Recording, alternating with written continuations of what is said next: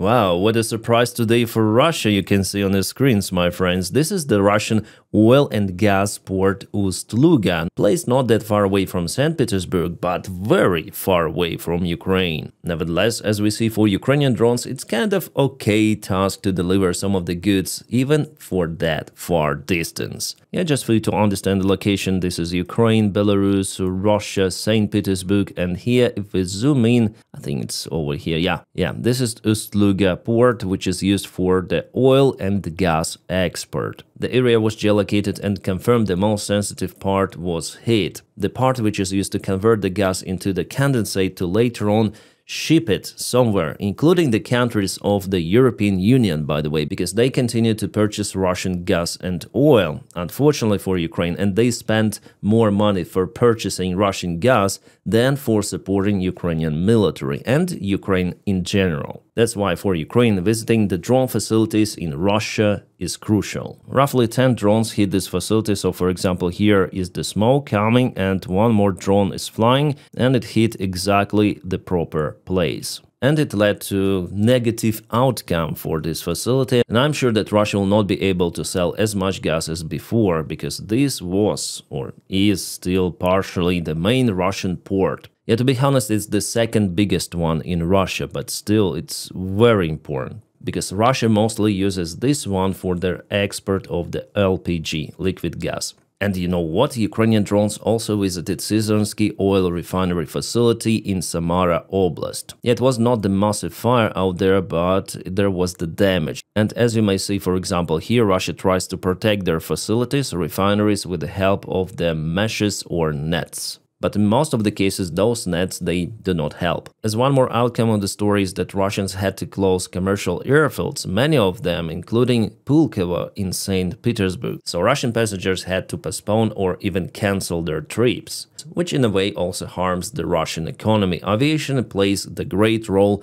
for Russia in general. This morning, Russia said that Ukraine kaboomed some sort of the mall in Moscow. I didn't believe it, and I was right. In fact, there was the kaboom of the gas cylinder in one of the rooms. That led to some of the damages and injuries, but Russian propaganda already accused Ukraine. Now they backtrack what they said, saying that indeed it was a gas cylinder. About the long-range strikes, we have one issue, and it is Pentagon permission to use long-range weaponry, American-made. I think that I told you about it yesterday, but here I want to stress it and put extra attention. So Pentagon has quietly blocked Ukraine's long-range missile strikes on Russia. I think American-made weapons only, but those could be also bans on usage of drones. Yeah, Ukrainian-made drones to target Russian energy sector, because Ukraine hasn't been striking Russian refineries for several months, and now it's restarted just this month. As the Wall Street Journal writes, and they refer to Pentagon officials, they do not disclose their contact there, but they state that every strike on Russia should be coordinated with Pentagon officials and Pete Hexet. As you understand, it is not efficient, but I think mainly it applies to American-made weapons after all, like HIMARS with ATACMS missiles or standard GMLRS, because Ukraine uses few of those compared to drones and own-made missiles. So Pentagon pressed Ukraine because they thought that Moscow opened for the peace talks, but it's not true. So Russia attacked Ukraine many of the times, intensifying the strikes in July, but in August Russia strikes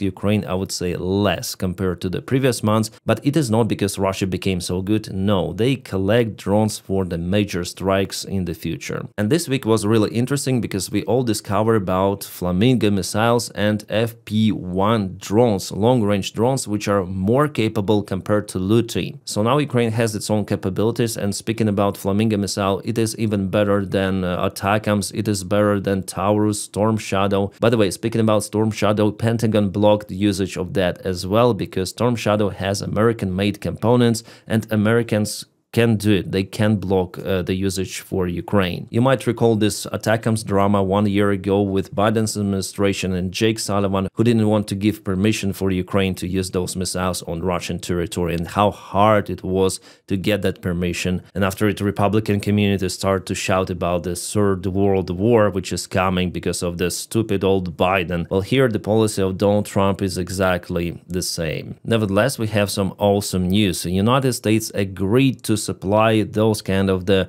flying rocket aviation bombs to Ukraine. They called ERAM. The maximum range of this thing is 450 kilometers, and it is the brand new weaponry developed by United States of America. Basically, it's the aviation bomb with the wings, good old JDAM with added rocket engine. And because of this, the range of this thing increased dramatically. So you may call it aviation gliding bomb, you may call it even now as a gliding cruise missile, or just ERAM, yeah, extended range attack munition. What is good that the airspeed or the speed is 760 kilometers an hour.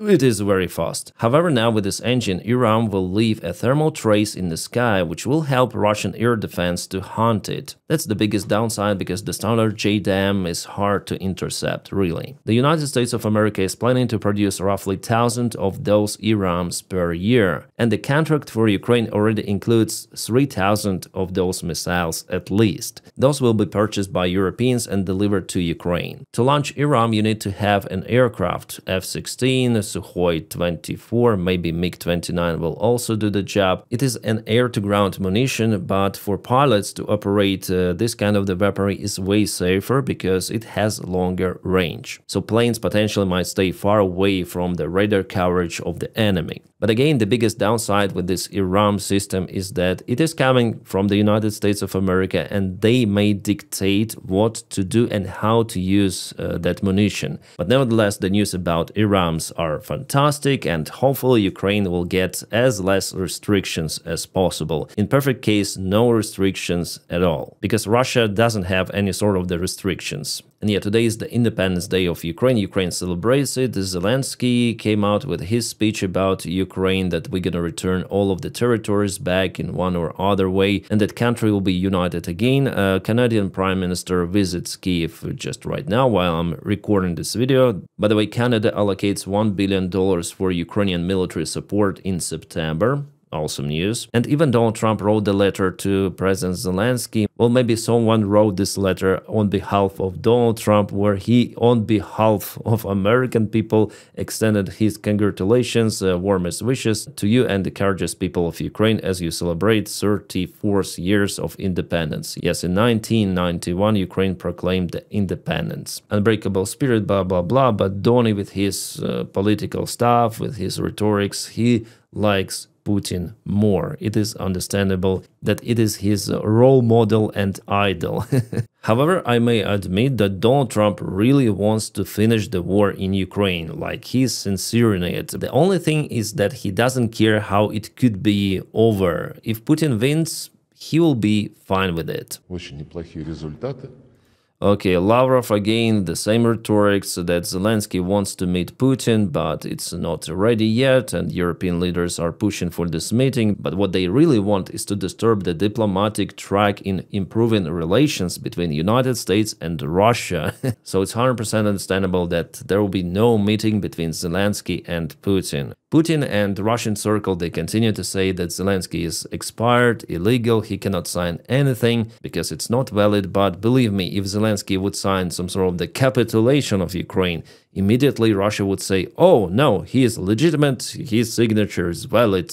Yeah, that is how they think, but Zelensky will never do it, it's obvious. The day before yesterday, Putin visited Sarov town. This town is famous for the first Soviet nuclear bomb, which Soviets designed and made in Sarov based on their spy data coming from the United States of America. And also the first thermonuclear bomb in Soviet Union was made in the same town. And I watched this press conference of Putin. Guys, he is not going to end the war based on his rhetorics, what he says. For him, Russia has never been so independent, so advanced as it is right now. He's sincerely happy about this war, and he was eager to tell about the situation on the front lines, about new technologies like drones and other stuff. For him, it's like the video game, you know? And he likes to be in charge of everything of that. The economy of the Russian Federation is not that interesting for him as the war. It is visible. Putin mentioned that cooperation with unfriendly states, which is now all of the European states, at least it's okay for the Russian economy because we trade with the friendly states.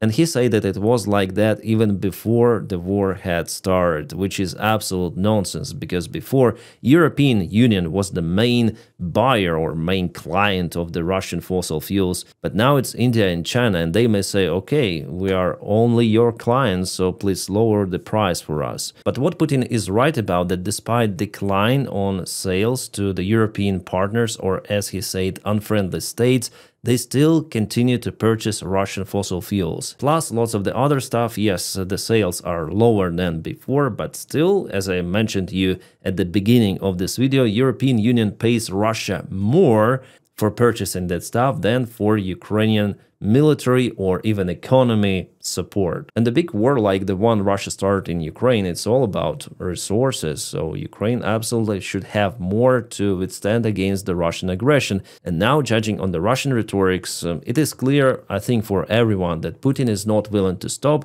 and he could be only physically stopped in Ukraine. There is no other variant. Well, maybe one more chance is for the Russian economy to collapse and Putin will not sustain the war in Ukraine, but it might take years and years. So the fastest variant to end the war, or at least ceasefire, is to give Ukraine lots of the weaponry for it to physically stop the Russian army, and that's it. Because even now with the current resources, we see that Ukraine manages to take the ground back. Yeah, with counterattacks quite limited, but it is capable. So give more weapons and Ukrainian army will push Russia really hard and at least stabilize the front lines for the standstill, and there Russia will be forced to negotiate. My friends, just for your information, I have another channel, it's called Captain Dennis. The link for it you may find in the video description just below. It is, I call, trash channel because there I speak about everything, film any sort of the videos, depends on my mood, and also there are live streams.